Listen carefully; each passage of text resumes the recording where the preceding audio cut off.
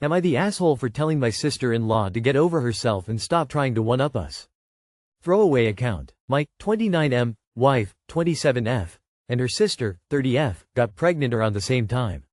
The babies are the first of a new generation on their side of the family, so everyone was excited.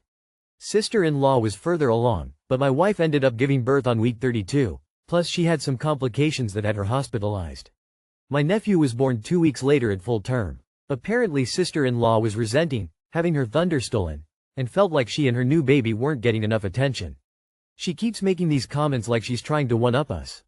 First she was saying how sorry she was that my wife missed the golden hour, because they had to take our son to the NICU. This upset my wife since during her hospitalization she was often too sick to visit the NICU and she's already feeling crappy about missing skin to skin on those first few weeks. After we started to bring our son to family gatherings, sister-in-law started comparing the boys, saying how much bigger and more alert her son looks like compared to ours and how he hit more milestones. Last weekend we had lunch at my in-laws. My wife and I were excited to tell everyone that our son laughed for the first time earlier that day. He's 5.5 months old, 3.5 corrected. Mother-in-law and father-in-law were having a good time watching the video when sister-in-law made another comment about how her son did that a month ago. I don't know why that was the last straw, but I just about had it. I told sister-in-law that she's pathetic for trying to one-up a freaking baby. That her full-term son wasn't special for being more developed than a preemie. That she should get the F over not giving birth to the first grandbaby. Needless to say, this ruined lunch and my wife's family is pissed. I admit I was harsh with my words and tone, and this was the first time I confronted her family like this. Up until now we'd each handle our own relatives. But these comments upset my wife and pissed me off. So am I the asshole for being so harsh and not staying in my lane? Not the asshole. How did your wife respond? Justified asshole here. Sure, you could have handled it differently, but that might not have stopped the shitty behavior. You had justifiably had enough and said what needed to be said. Your sister-in-law will likely think twice before making any more comparisons out loud, which needed to happen. Who knows why she is doing it? She might be postpartum, she might just be jealous. None of that needs to concern you. You did what was right for your family and you put the bully in her place. Bravo. Not the asshole. I told sister-in-law that she's pathetic for trying to one-up a freaking baby. That her full-term son wasn't special for being more developed than a preemie. That she should get the F over not giving birth to the first grandbaby. Obviously this isn't the ideal response. However, you get a total free pass on this one. Total free pass. Not the asshole. Frankly, it doesn't matter here if your sister-in-law or the rest of her family is pissed. How does your wife feel about it? My guess is, she is glad you said something so she didn't have to. The bonus is, what needed to be said got said, and she can just apologize for you being so rude, without contradicting what you said.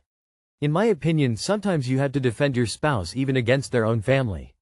If your wife is pissed at you for not staying in your lane, then that's a different call. Not the asshole. She deserved it. I would be proud if my husband did the same in that situation. Good for you. I'm going to say not the asshole. But I need you and your wife to do me a favor. This is going to sound silly, but look up an episode from a kids show called Bluey. It's only 8 minutes long, but it's called Baby Race. Y'all should watch that, and maybe even send it to your sil. It made me cry, but it's basically about not comparing your kids' milestones. And it touches on it in such a sweet way. It's good for the heart.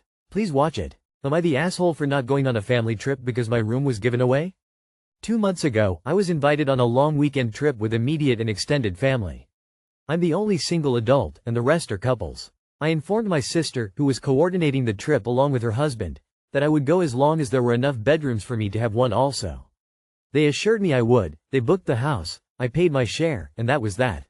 A few weeks later, my brother-in-law asked me if I would be okay sleeping in the bunk room with my teenage nephews and their friend. Being a 40-year-old female, I didn't think that sounded particularly fun, so I said no. I once again stated that if I were going, I would want to have a room to relax in and have privacy. Life for me has been very stressful lately, and I have very much been looking forward to having a peaceful getaway in one of my favorite locations. The trip is set to begin tomorrow, but I received a text from my sister tonight saying, "Are you good to stay in the boys' room?" I immediately called and asked why that was being brought up again, and she said she must have miscounted the couples. It's bad enough being the one single out of a whole bunch of couples, but this happens to me on every trip I ever go on. It's frustrating always being placed in the living room on a couch or in a bedroom with teenagers. I paid the same amount as everyone else who will have a private bedroom, bathroom. So, at this point, I just don't really even want to go anymore. Am I the asshole? Not the asshole. She must have miscounted the couples. No, she did not. Not the asshole. Demand your money back and book a stay in a nearby spa, instead. Thanks, everyone. I told my sister I would just plan to not go, and she told me I was being ridiculous. I try really hard to avoid confrontation with people and usually end up being treated as a pushover, so this time, I wanted to stand my ground. The entire family is mad at me now, but you're all right. I stated my boundaries, and they unfortunately chose to overlook those boundaries. Well, if there isn't enough rooms, it means parents need to sleep in the same room with their kids, not you. Not the asshole. People with kids really love to try to convince us without that it's our job to subsidize their vacations. You made your stipulation clear. No private room, no participation. Full refund required. Why can't the teenagers sleep on the couch? Get an air mattress for the living room floor? Or share a room with their parents, not you? Why would you pay the same price as everyone else, anyway? I've seen people split houses by room or by person. Neither would result in you paying the same as a couple bringing kids who have a separate room. This is all precisely why I don't do house sharing for trips anymore. I'll get a hotel room, thank you. Tell your sister that since it was her mistake, she and her husband can sleep in the boys' room and you'll take the bedroom. Otherwise you will need a refund. Am I the asshole for refusing to hold family members' water on bus after she refused to bring a bag? My family are suburbanites and never took public transit until I started guiding them on day trips to the city.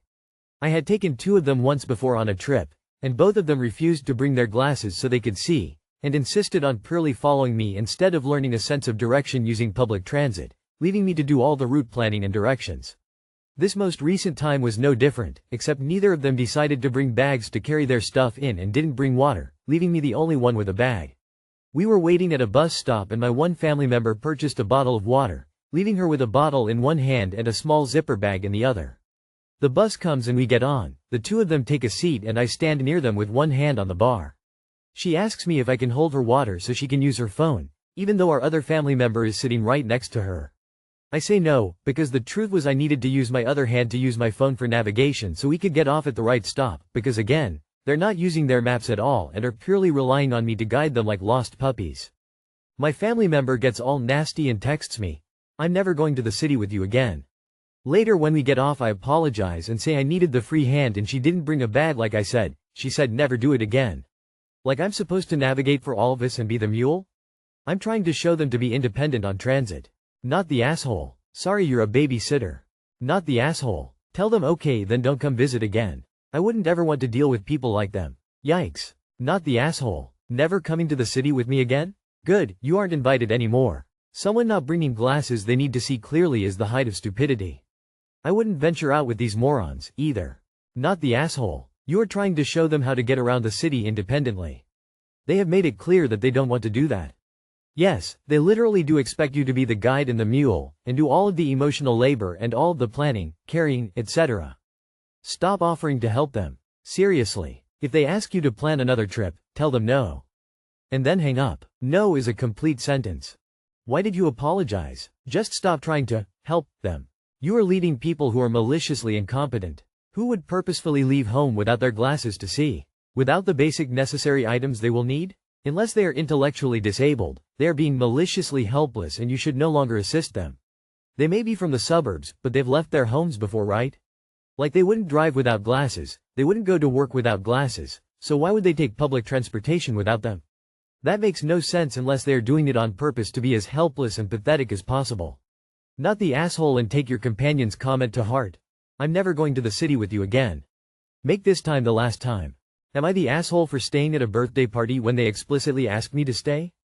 My friend, 35 female, has been ill lately and severely under the weather. To lighten her mood I, 39 male, decided to bring her a bucket of popcorn from the store. I did ask if that was okay, but she hadn't read my message yet when I arrived. I just wanted to leave it with her at the door but her mother opened and asked me to come inside. She does this frequently but normally I'm in a hurry and decline. I came inside and had a long chat with them, approximately 2.5 hours, and wanted to leave because I knew they would have dinner guests. The guests arrived and started to wish my friend's mother happy birthday. I was mortified and apologized profusely, because I had no idea and they obviously hadn't told me. As I wanted to leave her father asked me to stay and said there was enough food for everyone. I had a nice evening. A few days later, after not having heard from my friend for a while, I inquired about her health and she told me she didn't contact me on purpose because she was not fine with how I acted. I was surprised and asked what was wrong, but she wanted to tell me personally and not on the phone. This took a few days, in which I tried to imagine what I could have done wrong, but she finally told me she and all her family were really weirded out that I stayed when the guests arrived. I had already overstayed my welcome before that and should have left then at the latest. They did not tell me any of this at the time and, as mentioned before, explicitly asked me to stay. This is where I wonder if I ate the asshole, because they all thought I should have politely declined and left. I thought it weird them not mentioning the birthday and would obviously not even have come in if I knew, but to decline an invitation seemed rude to me. So am I the asshole? Not the asshole. This really sucks because they felt obligated to ask you to stay because you were there, and then got upset you didn't decline. They felt it would be awkward to tell you to leave, but they wanted you to. The problem is that they expected you to follow their hidden etiquette rules without you knowing what they were. Unfortunately, they probably won't see that they had the responsibility to say, "We appreciated your visit, but we do have guests now for a family event. Thanks so much for coming by." Just tell them you left your psychic abilities in your other pants that day. Honestly, it sounds like miscommunication and missed social cues. Now you know. I would consider distance from that friend for a long while. And, it should go without saying, but just in case, don't go back inside her house, literally ever again. That's the game in my country. They ask you if you want to eat, drink, stay, sleep, and you must decline, and this can go on for half an hour. I hated it as a child, and I can remember how a woman asked me if I want to eat and I actually said, yes. The woman was nice to us, but complained to my aunt later. Not the asshole for me, and I know there's situations where no matter what you do, you feel awkward afterwards. Not the asshole. My husband's culture has this thing about asking 3 times. First 2 times you have to decline, and if they're being sincere in asking you they'll ask a 3rd time. When if you really want to you may say yes. If they only ask once or twice, they're being polite. If you say yes first or second ask, you're being greedy. And this goes for everything: rides, places, food, favors, drinks, borrowing and lending. For ages the you thought I was rude, greedy for saying yes first time or only asking once. Unless you know the social cue, there's going to be misunderstandings.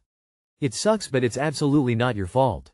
Not the asshole, you were going to leave. The father asked you to stay. How were you supposed to know that they wanted you to leave when they gave every indication that you were to stay? This is one friend that I would no longer be speaking to or that I would keep my distance from. 35 years old and this is the way she acts? Absolutely not the asshole. It's insanely immature for them to invite you in and to stay and then turn around and be upset with you for taking them up on it. I do absolutely understand not feeling well and not wanting visitors, but her family invited you inside and to stay and visit with other guests invited into their home. If your friend felt uncomfortable, she is grown enough to communicate that instead of not saying anything, letting you stay, just to then criticize you for it days later. This doesn't sound like a very mature friend or family if they also feel this way.